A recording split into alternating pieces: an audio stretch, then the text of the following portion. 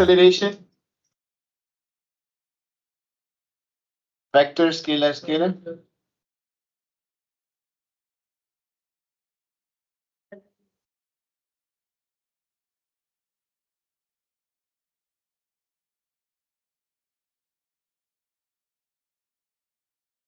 Scalar किसे कहते हैं?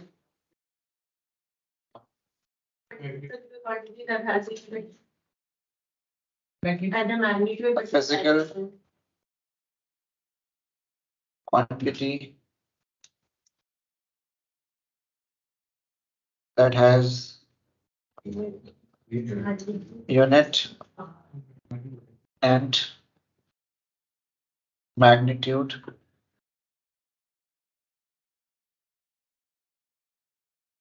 only. वेक्टर किसे कहते हैं?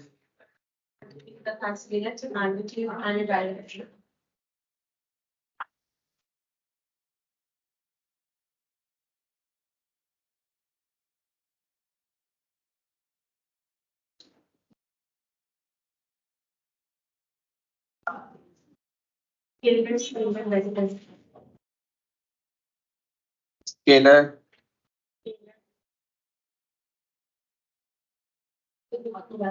Scalar,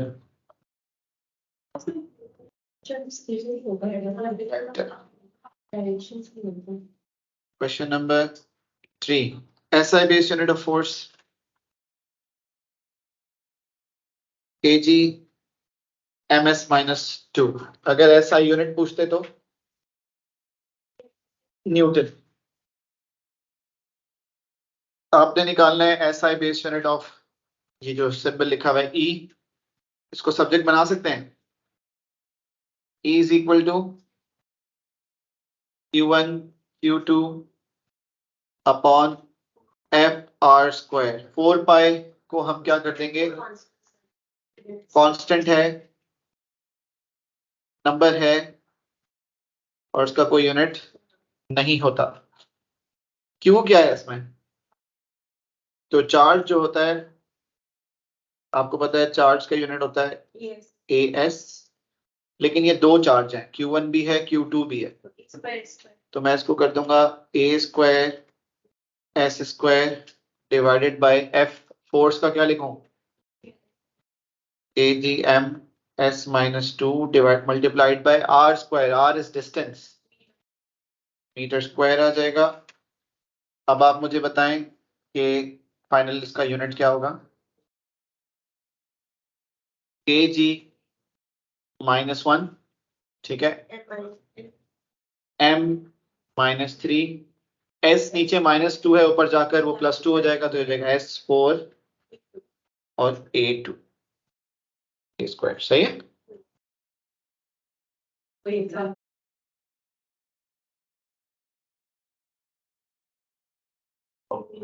Error due to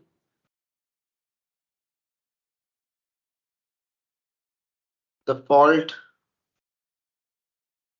in instrument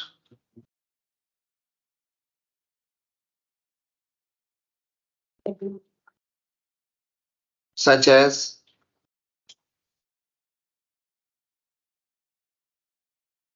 zero error or due to wrong calibration. Parallax error systematic नहीं होता, वो random. What is the difference between systematic and random? Random error is not a constant error. Parallax error कभी भी constant नहीं होता. Parallax is a random error.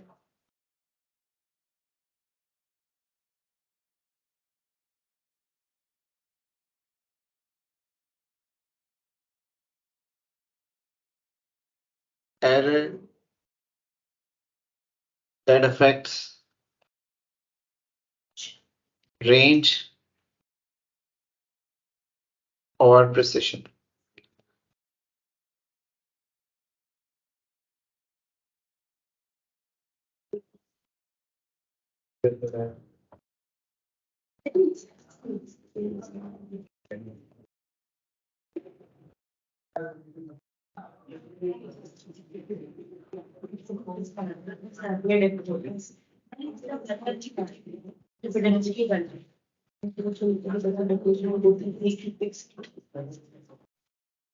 Question number 4B, power का formula पता है आप लोगों को? C²/R। उसका रीजन ये है कि ऊपर क्वेश्चन में वोल्टेज और रेजिस्टेंस गिवन है, तो पावर निकालें जरा। V कितना है? 5 का स्क्वायर डिवाइडेड बाय 125। क्या आंसर आया? 0.2। ये आ गई पावर, सही। अब हमने निकालनी है परसेंटेज अनसर्टेनिटी, तो सबसे पहले आप करते हैं इक्वेशन बनाते हैं। Delta P upon P equals to 2 delta V upon V plus delta R upon R। अब इस इक्वेशन को परसेंटेज अनसर्टेनिटी की इक्वेशन में ट्रांसफॉर्म करने के लिए पूरी इक्वेशन में परसेंट का साइन लगा देंगे। अब मुझे परसेंटेज अनसर्टेनिटी निकालनी है पावर की, तो 2 टाइम्स परसेंटेज अनसर्टेनिटी अगर मैं निकालता हूं, मुझे बताएं 0.1/5 इंटू 100 कितना हुआ? ये परसेंटेज 2% हो गया, और रेजिस्टेंस की तो उन्होंने डायरेक्टली दे दी है, तो वोल्टेज की परसेंटेज है 2 इंटू 2 हो जाएगा प्लस 3%, तो 2 to the 4, 4 plus 3, 7% percentage uncertainty आ गई आपके पास। 7% अनसर्टेनिटी है, तो वैल्यू है हमारे पास 0.2, तो 7% ऑफ 0.2 कितना हुआ? 0.014। ठीक है, परसेंटेज अनसर्टेनिटी थी 7%, सही है। वैल्यू थी 0.2, और उसने बोला बताएं अनसर्टेनिटी कितनी होगी, वैल्यू ऑफ अनसर्टेनिटी। तो हमें पता है जब परसेंटेज अनसर्टेनिटी 7% है और हमें वैल्यू भी पता है, तो हम वैल्यू का 7% निकाल लेंगे तो हमें एरर आ जाएगा। अब हमें वैल्यू और एरर दोनों लिखना है। वैल्यू कितनी थी? 0.2, और एरर कितना है? 0.014। अब आप एक काम ये भी कर सकते हैं कि अगर मैं 0.2 को 10 की पावर्स में लिखूं तो क्या लिखूंगा? 2 एक्सपोनेंट -1। और अगर मैं 0.014 को भी 10 की पावर 1 में लिखूं तो क्या लिखूंगा? 0.1। 10 की पावर्स में लिख रहा हूं तो मैं क्या लिखूंगा? 0.1114 हो जाएगा। 0.14 एक्सपोनेंट -1। ठीक है, अब आप लिखें 2 और एरर है 0.1 और एक्सपोनेंट -1। चलो वैसे भी लिख सकते हैं इसको। इसके अलावा क्या लिख सकते थे? इसके अलावा आप क्या लिखते हैं? 0.2 प्लस माइनस 0.1, सॉरी 0.1 नहीं, 0.01। एक सेकंड पीछे दिखाएंगे। यहाँ पर इन्होंने परसेंटेज आंसर एक उसमें दिया ना, एक ही देना क्या कहते हैं सिग्निफिकेंट परसेंटेज, तो इसलिए आपने वहां पर जो एरर लिखी है वो एक, ये जो 0.014 था इसमें 2 सिग्निफिकेंट फिगर्स थी। डेटा में हमारे पास जो अनसर्टेनिटी दी हुई है उसमें एक से ज्यादा सिग्निफिकेंट फिगर नहीं है, तो हम क्या करेंगे? हम अपने आंसर में भी एक ही सिग्निफिकेंट फिगर रख सकते हैं, उससे ज्यादा नहीं रख सकते। इसीलिए exponent -1 yes, 1 significant figure because of data. Question number 5. Kilogram, meter and second are all SI based units 2 बता दें इसके अलावा। केल्विन और मोल होगा ampere, very good Sami. Thank you. Mole भी हो सकता है, किलोग्राम, केल्विन, किलोग्राम और केल्विन लिख देते हैं, बाकी आपको खुद पता है 2 और आप लिख सकते हैं। SI बेस्ड यूनिट्स निकालने म्यू के सब्जेक्ट बना सकते हैं VE अपॉन F। V क्या है? मीटर पर सेकंड। ms minus 1। E क्या है? चार्ज। AS आ गया upon kg ms minus M से M कैंसिल हो गया, S माइनस 1 और ये S भी कैंसिल हो गए, तो क्या बचा? A kg minus 1 S2 kg minus 1 S square और A।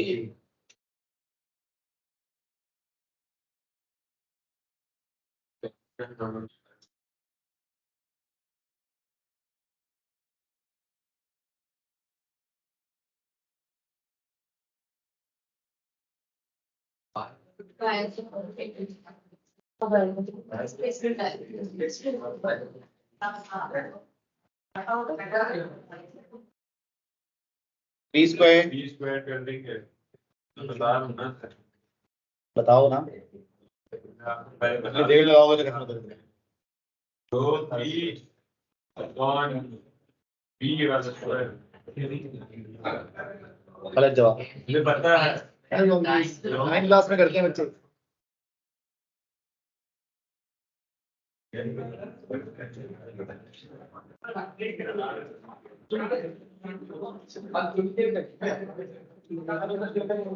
V square rho upon P।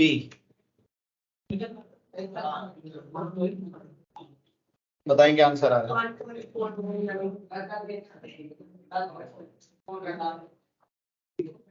1.4 exponent बस ठीक है, तो हम इसको लिखेंगे 1.4 into significant figures. Part 2. Use your answer in B part 1 and data from figure 1.1 to determine the value of K with its absolute uncertainty to an appropriate number of significant figures. Equation बना सकते हैं, कैसे बनाएंगे? Equation लिख रहा हूं इसी वाली इक्वेशन से जो हमने पहले बनाई थी, delta K upon K equals to 2 delta V upon V plus rho upon rho plus delta P upon P। अब आपको पता है पीछे परसेंटेजेस दिए हैं, तो इस इक्वेशन को परसेंटेज में कन्वर्ट कर रहा हूं।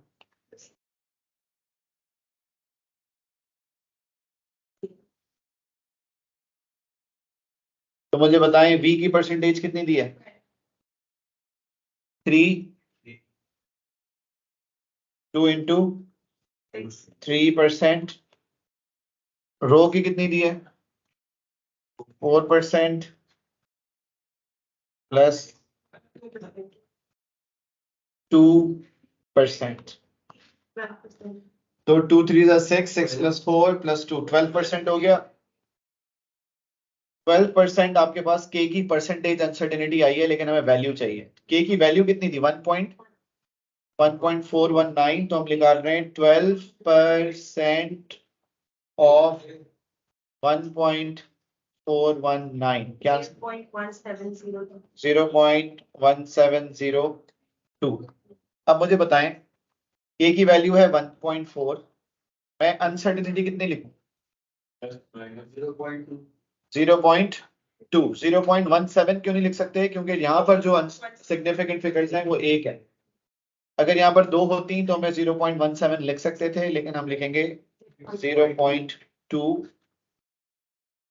यहाँ पे लिख देता हूँ 0.2 इन 1 सिग्निफिकेंट फिगर, क्योंकि हमेशा हमारा आंसर जो है उसमें डेटा से ज्यादा सिग्निफिकेंट फिगर्स नहीं होनी चाहिए, ठीक है। एब्सोल्यूट अनसर्टेनिटी निकालनी है और परसेंटेज दी हुई है 1.6% ऑफ द वैल्यू कितनी आ रही है? -4.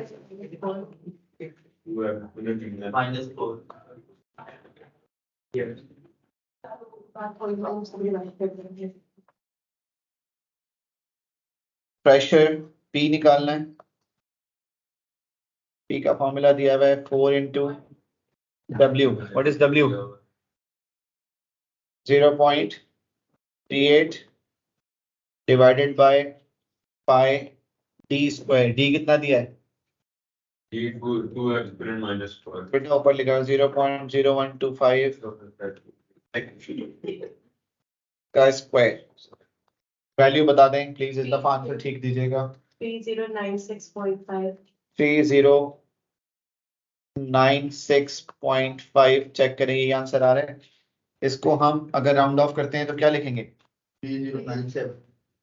3100।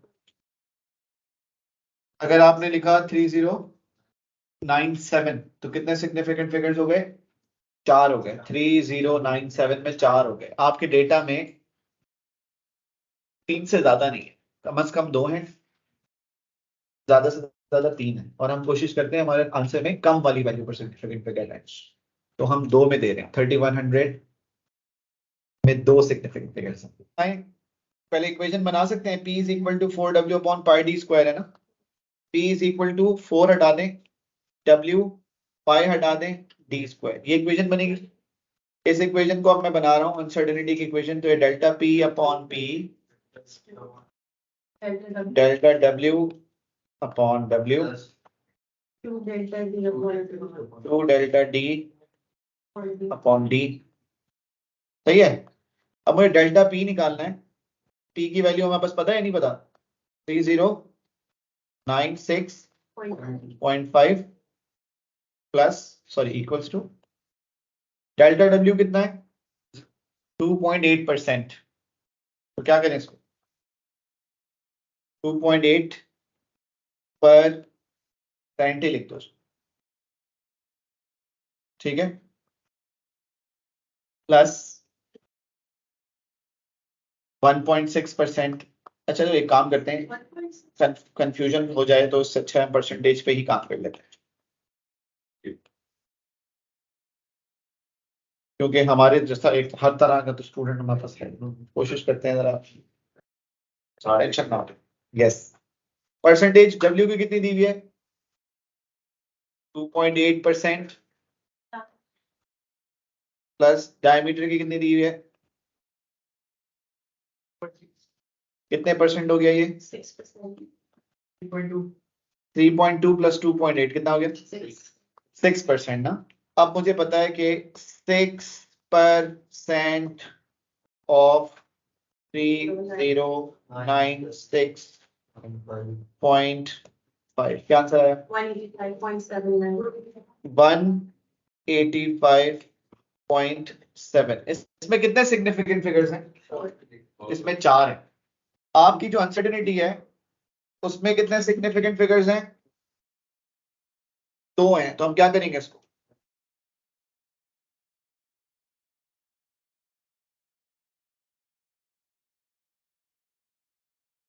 वन 185.7 में 4 सिग्निफिकेंट फिगर्स थे, हमने उसको 2 पे राउंड ऑफ कर दिया। अगर हमारे पास डेटा में 1 होता ना तो फिर हम इसको 200 लिखते। सही है। देखें ये कितने सिग्निफिकेंट फिगर्स हैं? 2 हैं, इसीलिए हमने 2 पे राउंड ऑफ किया। अगर ये 1.6 ना होता, ये 2% होता, और नीचे 2.8 नहीं होता, 3% होता, तो एक सिग्निफिकेंट फिगर होता। तो मेरी जो अनसर्टेनिटी आई थी मैं उसमें भी क्या करता? एक ही सिग्निफिकेंट फिगर पे डेटा को राउंड ऑफ करता। तो यहाँ पे इस वक्त क्योंकि 2 सिग्निफिकेंट फिगर्स थे डेटा में, इसलिए हमने 2 सिग्निफिकेंट फिगर तक राउंड ऑफ किया। पोटेंशियल डिफरेंस के SI बेस यूनिट्स निकालने हैं, तो हम सब्जेक्ट बना लें इसको। V इज इक्वल टू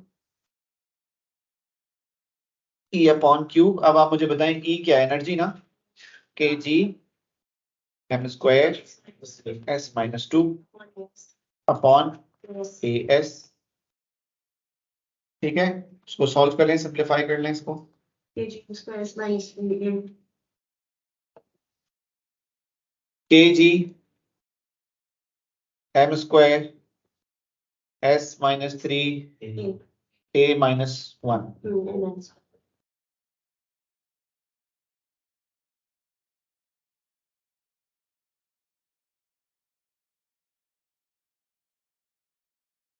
ठीक है, यहां तक 10 gram is the reasonable estimate. इसकी रेंज गिवन होगी। एक पेंसिल का, न्यू पेंसिल का मतलब है पूरी लेंथ जो है उसकी, वो कितने ग्राम तक की हो सकती है? 20 ग्राम, 10 ग्राम, 15 ग्राम के बिटवीन हो सकती है। अल्ट्रावायलेट की वेवलेंथ बताएं, वो विजिबल की है। अल्ट्रावायलेट बताएं, याद करो वेव्स में लिखवाई थी कितनी है? माइनस कहां से कहां तक थी? देख के बता दें जैसे वेव्स के नोट्स में से। अल्ट्रा की बता दें। कुछ होएगी तो और के बीच में -2 से -6 तक। अच्छा एक बात बताएं, विजिबल की याद है? 700 नैनो ना, तो वो -7 थी ना उसकी। ये उससे भी छोटी होती है, बड़ी होती है। रेडियो, माइक्रो, इंफ्रा, विजिबल, फिर अल्ट्रा, और छोटी होती है। -8 लिख दूं? 10 टू द पावर -8, क्योंकि -7 किसकी होती है? विजिबल की। ये विजिबल से भी और छोटी होती है, क्योंकि मैंने आपको सीक्वेंस याद करवाया था, रेडियो, माइक्रो, इंफ्रा, विजिबल, फिर अल्ट्रा। सही है। तो जैसे जैसे आप रेडियो से गामा की तरफ जा रहे हैं, वेवलेंथ कम से कम होती जा रही है। प्लस मैंने आप लोगों को गायब भाई टेबल याद कर ली। T is equal to 2 pi root m की वैल्यू दी हुई है। m की वैल्यू है 200 एक्सपोनेंट -3 डिवाइडेड बाय k की वैल्यू क्या दी हुई है? 25। बताएंगे आंसर है?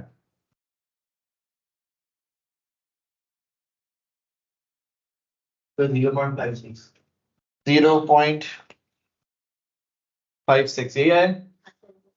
ओके, अब 0.56 को आप 0.6 भी लिख सकते हैं। उसका रीजन ये है कि जहां जो डेटा दिया है ना, एक 200 और एक 25। 200 में कितने सिग्निफिकेंट फिगर में? एक 25 में तो मिनिमम कितना है? तो इसलिए आपका जो आंसर है ना, वो मिनिमम वाले पे राउंड ऑफ है। Determine the value of t with its absolute uncertainty to an appropriate number of significant figures। अगर मैं t स्क्वायर लिखूं तो क्या लिख सकता हूं इक्वेशन को? t square is equal to 4 pi square m upon k। ये इक्वेशन बन जाएगी। अब 4 पाई स्क्वायर तो हटा दें, ये हो जाएगा 2 delta t upon t equals to delta m upon m plus delta k upon k। Percent का साइन लगा दें अगर हम,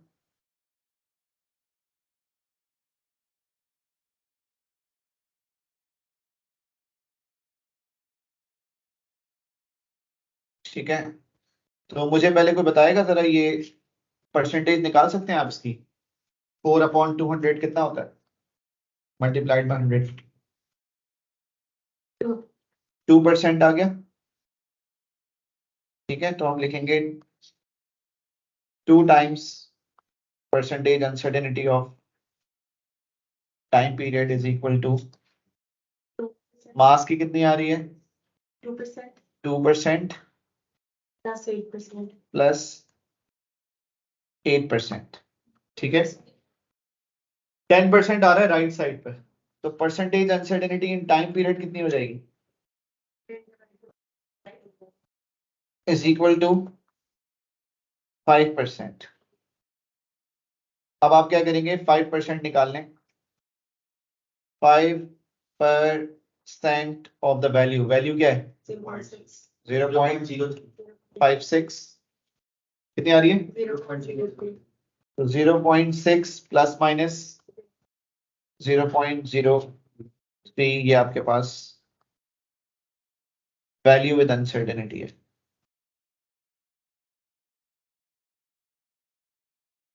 वेक्टर होता है physical quantity that has unit and magnitude only, और स्केलर होता है यूनिट एंड मैग्नीट्यूड ओनली, और वेक्टर क्या होता है इसमें यूनिट मैग्नीट्यूड डायरेक्शन की। ठीक है। इलेक्ट्रिक फील्ड स्ट्रेंथ, अब इलेक्ट्रिक फील्ड स्ट्रेंथ की वैसे तो कोर्स पे से खत्म हो गया, तो नहीं पढ़ना था क्वेश्चन कैंसिल नहीं कर रहा मैं, आपको इलेक्ट्रिक फील्ड स्ट्रेंथ की इक्वेशन खुद बता रहा हूं। अब आप क्या करें कि आप खुद से इसको प्रूव करेंगे। पहले तो F अपॉन Q में मुझे बताएं, F होता है kg ms minus 2 upon as, तो क्या ये यूनिट बनेगा जो उन्होंने बोला है kg m a minus 1 s minus 3। पता है कि हम ऐसे भी तुक्का भी लगा सकते थे। बिल्कुल। B इज इक्वल टू, अगर मैं B को सब्जेक्ट बनाता हूँ तो ये देगा Q upon E x square. Q का यूनिट क्या है? Q उन्होंने आपको चार्ज बोला है, AS हो गया। E का यूनिट है kg m a minus 1 s minus 3 into x square, मतलब x क्या दिया मैंने, डिस्टेंस ना, तो मीटर स्क्वायर हो गया। अब आप मुझे बताएं क्या आ रहा है। kg पहले तो लिखते हैं जो पॉजिटिव्स हैं, वो है a s 4, ये पॉजिटिव्स हो गए, a स्क्वायर हो जाएगा s 4। अब किसके बाद नेगेटिव्स बताएं, kg माइनस 1 m माइनस 3, खत्म। सही है।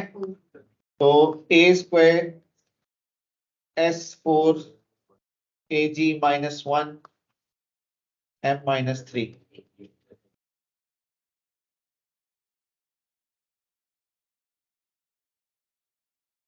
मास टेम्परेचर हो गया तो हम लिखेंगे करंट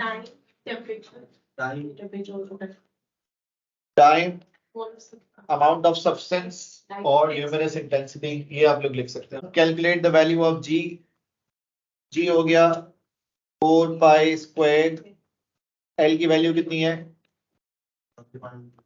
1.5 और 2.48 का स्क्वायर। क्या आंसर आ रहा है इसका? 9.62। हम लिखेंगे क्या 9.62 ही लिख सकते हैं, क्योंकि आपके पास डेटा में 3 सिग्निफिकेंट फिगर्स अवेलेबल हैं, 3 से कम नहीं। तो बेटा अगर इक्वेशन बनाते हैं तो हो जाएगा delta G upon G, delta L upon L, two delta T upon T। Delta G upon G is equal to delta L upon L plus 2 delta T upon T, और फिर इस इक्वेशन में percent का sign लगा देंगे। Percentage uncertainty of G is equal to percentage uncertainty of L कितनी है 2% और 3%। 2% प्लस 2 टाइम्स 3%। नहीं ना, वो मैं करने वाला था अभी। जहां जहां मैथ्स आती है वहां तुम ट्रैप हो जाते हो। Use your answer in B part 1 and in B part 2 to determine the absolute uncertainty। तो बेटा 8% निकाल सकते हैं क्या आप लोग? 8% ऑफ 9.62, क्या आंसर आया? 0.7696।